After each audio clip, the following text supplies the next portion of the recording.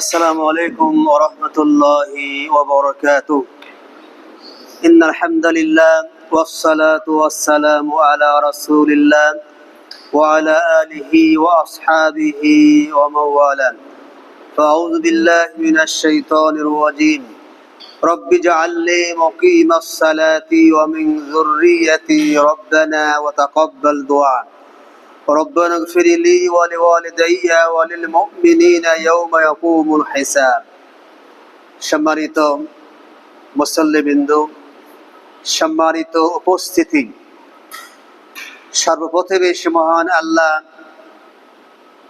সুবহানাহু ওয়া তাআলা এর মহান দরবারে আমরা লক্ষ কোটি কালিমাতু শুকর আদায় করছি, যিনি আমাদেরকে আজকের এই দর্শে বসার সুযোগ করে দিয়েছেন। আমরা সকলে পড়ছি আলহামদুলিল্লাহ। সম্মানিত উপস্থিতি, আমরা আহলে সুন্নাহ ওয়াল জামাতের আকীদা ও বৈশিষ্ট্য নিয়ে আলোচনা করছি। আমরা কয়েক সপ্তাহ ধরে কয়েকটি পর্বে একজন মানুষ মৃত্যুবরণ করলেন, আমাদের সমাজে মৃত্যুবরণ করার পর একজন মানুষ মরার পূর্বে আমরা কিছু মানুষ কিছু বেদাত কিছু শিরিক করে থাকি। আমরা সেই বেদাত এবং শিরিকগুলো নিয়ে আলোচনা করেছি। বিশেষ করে মৃত্যুর পরে একজন মানুষ মরার পরে 3 দিন পর কুলখানি, ফাতেহাখানি, চেহলাম, 40 বার্ষিকী, জন্মবার্ষিকী, মৃত্যুবার্ষিকী, এ ধরনের মিলাদ মাহফিল, এ ধরনের কিয়াম, এ সমস্ত অসংখ্য বেদাত আমরা করে থাকি। আমাদের সমাজে এগুলো প্রচলিত আছে। আমরা সেই বিষয় নিয়ে আপনাদের সামনে কথা বলেছি। আজকে আমরা কথা বলবো একজন মানুষ মারা গেলেন, এই বেদাতি কর্ম পরিত্যাগ করে আমরা এমন কি কর্ম করতে পারি যে কর্মগুলি করলেন একজন মরহুম মৃত ব্যক্তির কল্যাণ হবে, তার কবরে সে শোক শান্তিতে জান্নাতি হালাতে জীবনযাপন করতে পারবে। ইসলাম যেমন শিরিক বেদাতের কথা বলেন, সেই সাথে শিরিক বেদাতের বিপরীত মাইয়েতের জন্য কি করণীয়, মরহুম পিতামাতা আত্মীয় স্বজনের জন্য কি করণীয়, সেই কথাটাও ইসলাম আমাদেরকে বলে দিয়েছেন। সুতরাং আমাদেরকে সেই মাস্তুন তরিকায় সেই কর্মগুলি করতে হবে, শিরিক এবং বেদাতগুলো বর্জন করতে হবে, এবং আল্লাহ রাসূল সাহাবীগণ যা করতে বলেছেন সেটাকে আমাদের অবশ্যই করতে হবে, যাতে করে মৃত ব্যক্তির জন্য উপকার হয়, কল্যাণ করা হয়। আমরা আজকে ইনশাআল্লাহ সেই বিষয়গুলো নিয়ে আপনাদের সামনে কথা বলার চেষ্টা করব। ওমা তাওফীকুনা ইল্লা বিল্লাহ আলাইহি তাওয়াক্কালতু ওয়া ইলাইহি উনীব। একজন ব্যক্তি মারা গেলে আমার আপনার সেই মৃত মরহুম পিতামাতার জন্য সর্বপ্রথম যে কাজটি আমাদের করা উচিত, যে কাজটি করব আমরা, সেটি হচ্ছে আমরা সেই মৃত পিতামাতার জন্য আল্লাহর কাছে বেশি বেশি দোয়া করব। আল্লাহর কাছে বেশি বেশি কি করব? দোয়া করব। আল্লাহ বলেছেন ক্বালা রাব্বুকুম, তোমাদের রব বলছেন উদউনি, তোমরা আমার কাছে দোয়া করো, আস্তাজিব লাকুম, আমি তোমাদের দোয়া কবুল করব। ইন্নাল্লাযীনা ইস্তাকবিরুনা আন ইবাদাতি, নিশ্চয় যারা আমার কাছে দোয়া করার ব্যাপারে অহংকার করে, দোয়া করে না, আমার কাছে চাই না, সায়াদখুলুনা জাহান্নামা দাখিরিন, অবশ্যই তাদেরকে আমি লাঞ্ছিত অবস্থায় জাহান্নামে প্রবেশ করাবো। আল্লাহ রাসূল বলেছেন আদ-দুআ ওয়াল ইবাদা, আদ-দুআ ওয়াল ইবাদা, দোয়াটাই ইবাদত। আমরা দোয়া করতে পারি পিতামাতার জন্য, অনেক ভাষা দোয়ার। একটা দোয়া আমরা প্রায় সবাই করি বা সবার মুখস্থ আছেন, রব্বির হামহুমা কামা রব্বায়ানি সগীরা। এই দোয়াটি করবো আমরা, হে আল্লাহ তুমি আমার মরহুম পিতামাতা অর্থাৎ আমার পিতামাতা উভয়ের প্রতি রহমত বর্ষণ করো, যেমন তারা আমাদেরকে শৈশবকালে লালন পালন করেছে। আর অনেক দোয়া আছেন, রব্বানা গফিরলি ওয়া লিওয়ালিদাইয়া ওয়া লিল মুমিনিনা ইয়াওমা ইয়াকুমুল হিসাব। রব্বানা গফিরলি, হে আল্লাহ তুমি আমাদের ক্ষমা করো, আর ক্ষমা করো আমার পিতামাতাকে, আর ক্ষমা করে দাও সমস্ত মুমিনদেরকে। আরো দোয়ার অনেক পরিভাষা আছেন, যেমন আল্লাহ পবিত্র কোরআন সূরা হাশরে বলছেন, রব্বানা গফির লানা ওয়া লিইখওয়ানিনাল্লাযীনা সাবাকুনা বিল ঈমান। হে আল্লাহ তুমি আমাদের ক্ষমা করে দাও এবং আমাদের পূর্ববর্তী যারা আমাদেরকে ছেলে আমাদেরকে রেখে গত হয়ে গেছেন, অতীত হয়ে গেছেন, যারা চলে গেছেন কবরে, তাদের ঈমানের সঙ্গে চলে গেছেন, তাদেরকে তুমি ক্ষমা করে দাও।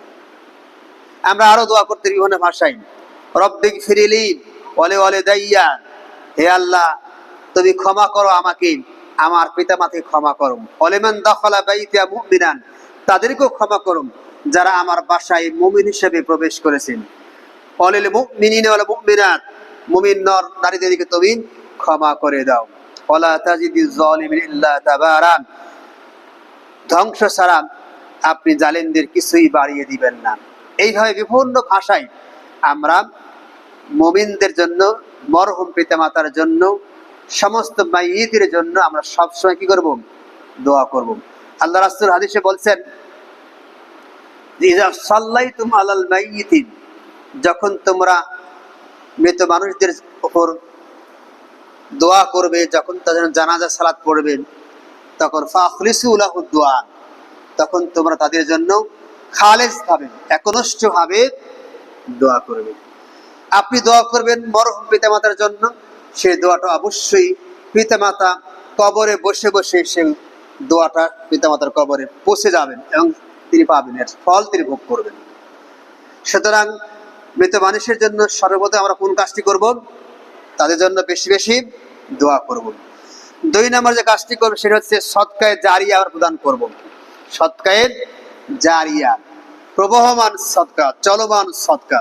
আল্লাহ বলেছেন, ইজা মাতাল ইনসানু, যখন মানুষ মারা যায়, ইন কতা আনহু আমালু, তখন তার আমল করার সব পথ, আমলের সওয়াবের পথ সব বন্ধ হয়ে যায়।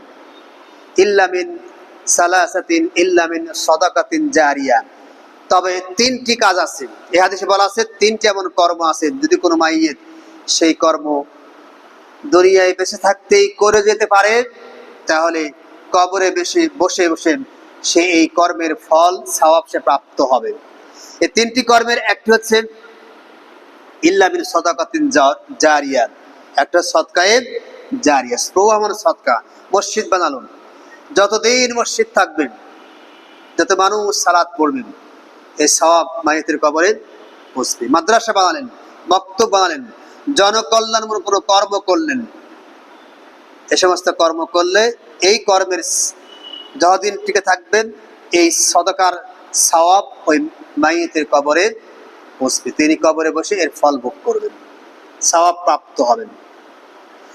আর হচ্ছে আওয়ালাদিন সালিহিন ইয়াদউ লাহু, নেক সন্তান, নেককার সন্তান, সৎ সন্তান যদি আপনি রেখে যেতে পারেন, তাহলে নেক সন্তানের দোয়া, তাদের কর্মের ফল, তাদের ভালো কাজের ফল আপনি বা মরহুম মৃত ব্যক্তি কবরে বসে প্রাপ্ত হবে। প্রিয় ভাইরা আমার, মনে রাখতে হবে, আপনার সন্তান আপনার অর্জিত সম্পদ, আপনার সন্তান আপনার অর্জিত সম্পদ। আল্লাহ বলেছেন, ইন্না আতিয়াবু মা আকালার রাজুলু মিন কাসবিহি, মানুষ তার উপার্জিত সম্পদের মধ্যে সর্বশ্রেষ্ঠ সবচেয়ে হালাল সম্পদ হচ্ছে যা সে উপার্জন করে খায়। ওয়া ইন্না ওয়ালাদাকা মিন কাসবিহি, মনে রাখবা তোমার সন্তানও তোমার উপার্জিত সম্পদ। সন্তানকে নেক সন্তান বানালেন, সৎ সন্তান বানালেন, পরহেজগার সন্তান বানালেন, মুত্তাকি ইমানদার সন্তান বানালেন, ওই সন্তানের দোয়া, ওই সন্তানের আমল আখলাক, ভালো কর্মগুলোর প্রতিফল, প্রতিদান, সওয়াব একজন মাইয়িত কবরে বসে প্রাপ্ত হবে, সদকায়ে জারিয়া।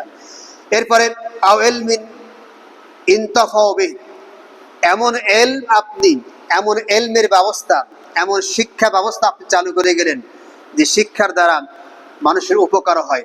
ইহকালীন যে উপকার হবে, পরকালমুখী উপকার হবে। যে শিক্ষা শুধু ইহকালের উপকার দেয়, পরকালের উপকার দেয় না, সে শিক্ষা কোনো শিক্ষাই নয়। ওই শিক্ষা দিয়ে পরকালে জান্নাত পাওয়া যাবে না। শিক্ষা হতে হবে উভয়মুখী, অর্থাৎ এমন শিক্ষা হতে হবে যে শিক্ষার দ্বারা দুনিয়াও পাওয়া যাবে, আখিরাতও পাওয়া যাবে। আপনি এমন উপকারী শিক্ষা রেখে গেলেন, মনে করেন একটা বই লিখলেন, যে বই পড়ে মানুষ আল্লাহ রাসূলকে চিনতে পারল। আপনি একটা কিতাবের মার্কাজ করলেন, আপনি একটা মাদ্রাসা তৈরি করলেন, যে মাদ্রাসায় কোরআন সুন্নাহ পড়ানো হয়। এইভাবে এলমের মার্কাজ, এলম সংক্রান্ত যত কিছু করে যাবেন, সেখান থেকে মানুষ শিক্ষা গ্রহণ করেন, যত কিছু সওয়াব অর্জন করবেন, এই সমস্ত সওয়াবের একটা অংশ একজন মরহুম, একজন মৃত ব্যক্তি কবরে বসে প্রাপ্ত হবে। এটি হচ্ছে 2 নম্বর কর্ম। 3 নম্বর হচ্ছে মরহুম পিতামাতার জন্য, মৃত ব্যক্তির জন্য তাদের পক্ষ থেকে সিয়াম পালন করা, রোজা রাখা। আল্লাহ বলেছেন, মান মাতা ওয়ালাইহি সিয়ামুন ফাসামা আনহু ওয়ালিয়ুহু। যখন একজন মানুষ মারা যাবে, তার যদি কোনো রোজা থাকে, কাজা মাইয়েতের রোজা থাকলে সে রোজা অবশ্যই তার অভিভাবকরা আদায় করবেন।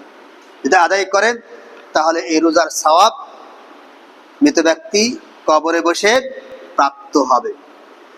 এরপরে 4 নম্বর কাজ হচ্ছে মৃত ব্যক্তির পক্ষ থেকে হজ উমরা পালন করা।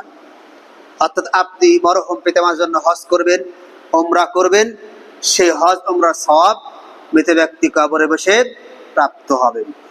এরপর 5 নম্বর কর্ম হচ্ছে মরহুম পিতামাতার জন্য, মরহুম পিতামাতার পক্ষে কোরবানি করা। আমরা বছরে একবার কোরবানি করি, আপনি প্রত্যেক বছরে আপনার মৃত পিতামাতার জন্য একটি ছাগল, একটি গরু আপনি কোরবানি করতে পারেন। এই কোরবানির সওয়াব অবশ্যই মরহুম পিতামাতা কবরে বসে প্রাপ্ত হবে। এরপরে 5 নম্বর কর্ম হচ্ছে ওসিয়ত পূর্ণ করা। অর্থাৎ আপনার বাবা মারা গেছেন, আপনার মা মারা গেছেন, এই মৃত পিতামাতা যদি কোনো ওসিয়ত করে থাকেন, তাহলে সে সন্তান যখন ওসিয়ত পূর্ণ করবে, তখন সেই ওসিয়ত পূর্ণ করার সওয়াবটা পিতামাতা কবরে বসে প্রাপ্ত হবে। এরপরে 7 নম্বর কর্ম হচ্ছে বাবা মার, মরহুম পিতামাতার বন্ধুদের সঙ্গে ভালো ব্যবহার করা, তাদেরকে সম্মান করা।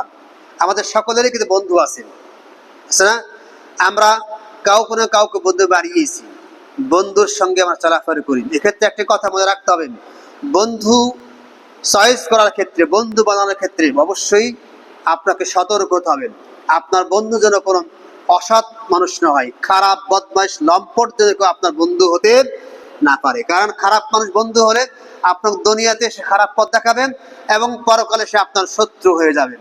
বিপরীত পক্ষে আপনার বন্ধু যদি সৎ মানুষ হয়, ভালো মানুষ হয়, তাহলে ওই বন্ধু তো আপনাকে দুনিয়ায় ভালো পথ দেখাবেন, পরকালে সে আপনাকে জান্নাতে নিয়ে যাওয়ার জন্য সহযোগী হবে। সুতরাং বন্ধু নির্বাচনের ক্ষেত্রে অবশ্যই সতর্ক হতে হবে। দুনিয়াতে মানুষ বন্ধুর কারণেই কিন্তু খারাপ পথে যায়, আবার বন্ধুদের কারণেই কিন্তু ভালো পথে চলে যেতে পারে। সুতরাং অবশ্যই বন্ধু আমাদের থাকবেন। একজন বাবা মা, আপনার আমার বাবা মা মারা গেছেন, ইন্তিকাল করেছেন, তাদের যে বন্ধু বান্ধব আছেন, সেই বন্ধু বান্ধবের সঙ্গে আমাদের সুসম্পর্ক বজায় রাখতে হবে, তাদের খোঁজ খবর রাখতে হবে, তাদের সঙ্গে দেখা সাক্ষাৎ হলে সম্মান করতে হবে, আপ্যায়নের ব্যবস্থা করতে হবে, তাদের সঙ্গে আমাদের ভালো ব্যবহার করতে হবে। এই যে ভালো ব্যবহার করলাম, এই ভালো ব্যবহারের সওয়াবটা মরহুম পিতামাতা কবরে বসে প্রাপ্ত হবে। এরপরে 7 নম্বর কর্ম হচ্ছে পিতামাতার আত্মীয়দের সঙ্গে সম্পর্ক ঠিক রাখা।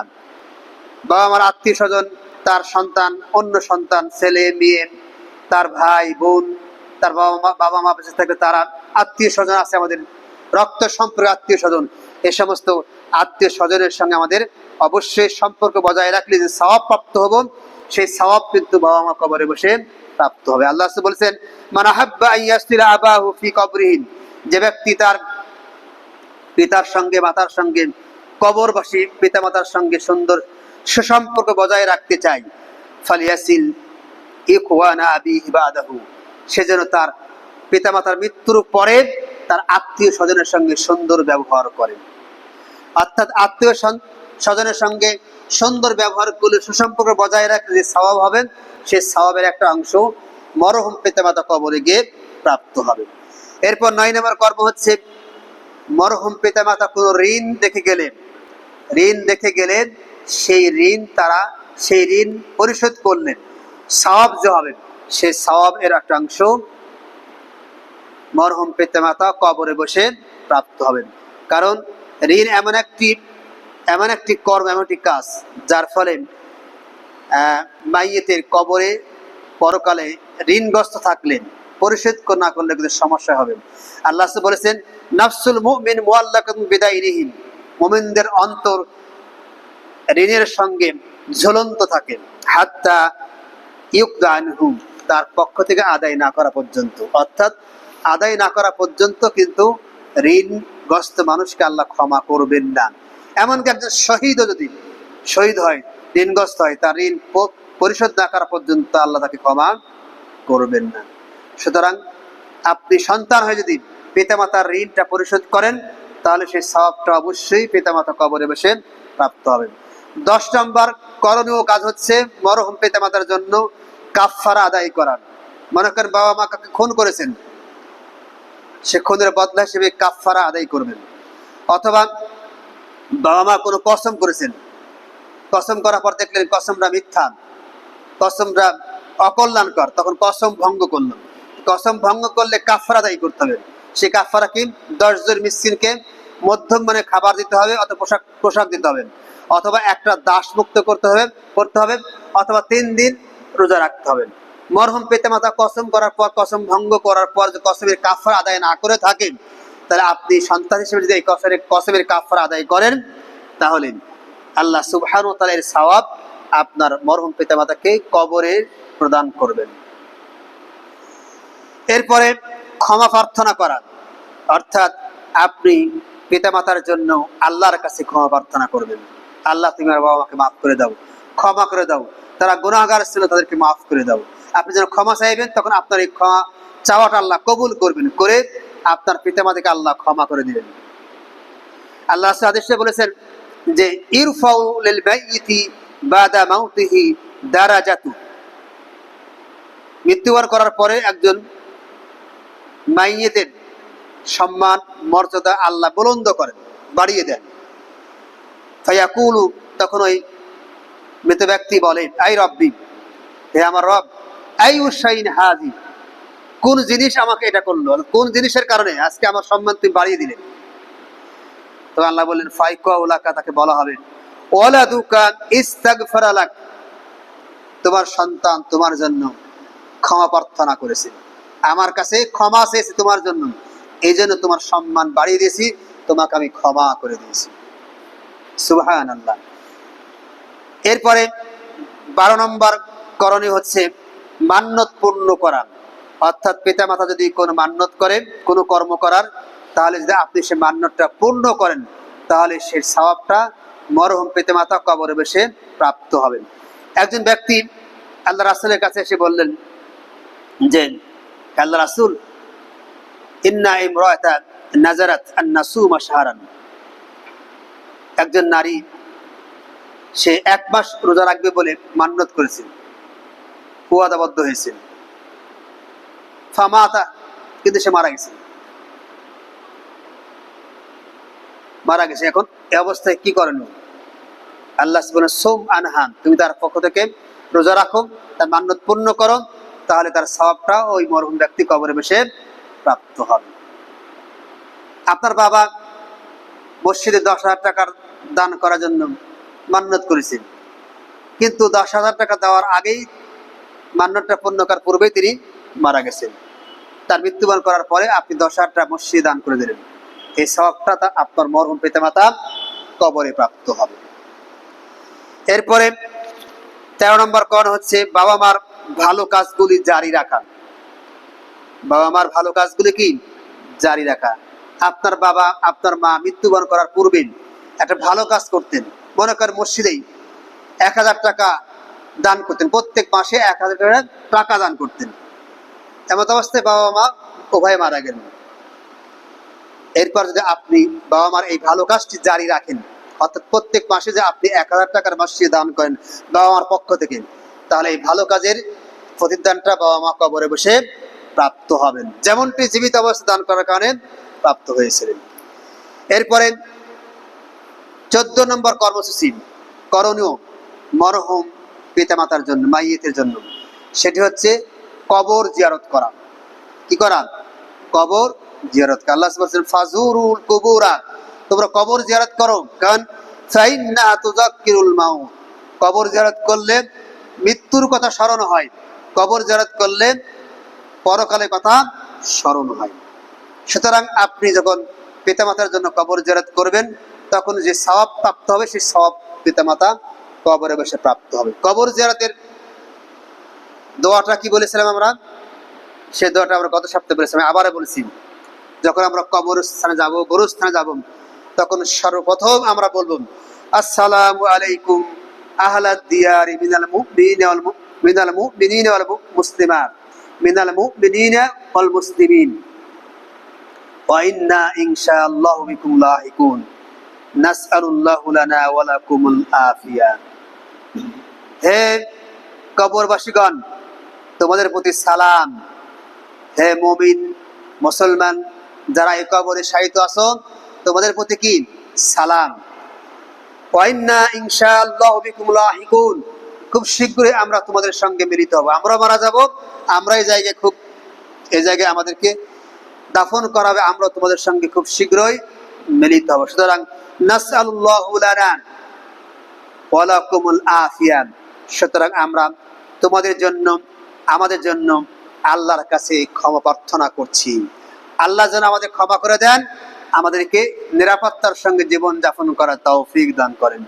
এইভাবে এই দোয়া পড়ার মাধ্যমে আপনি কবর জিয়ারত করবেন। কবরে গিয়ে আপনি একাকী হাত তুলে খালেস পাবেন, মরহুম পিতামাতার জন্য আপনি দোয়া করবেন, আল্লাহ রাসূলের শিখানো দোয়াগুলি পড়বেন।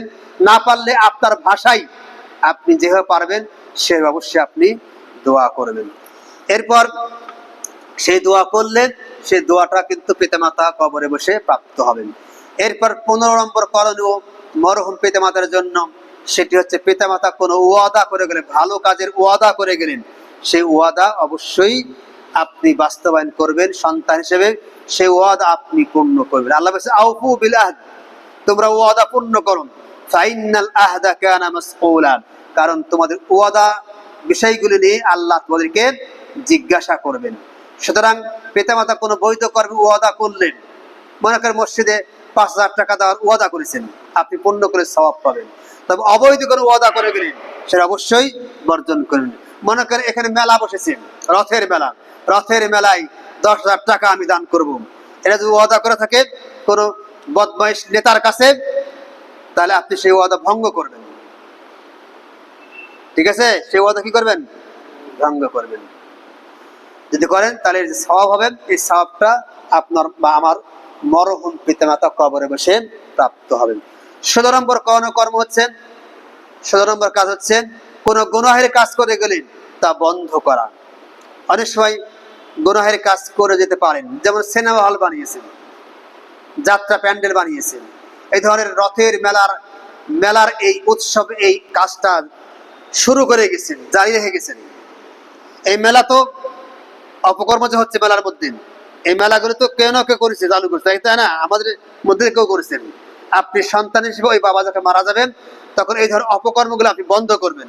বন্ধ করলে যে সওয়াব হবে, এই সওয়াবটা মরহুম পিতামাতার কবরে পৌঁছবে এবং তারা প্রাপ্ত হবেন, এর ফল তারা অবশ্যই ভোগ করবেন। সর্বশেষ যে করণীয় 17 নম্বর সেই কাজটি, সেটি হচ্ছে অবশ্যই আপনি মরহুম পিতামাতার জন্য পিতামাতার পক্ষ থেকে মানুষের কাছে সবসময় ক্ষমা চাইবেন।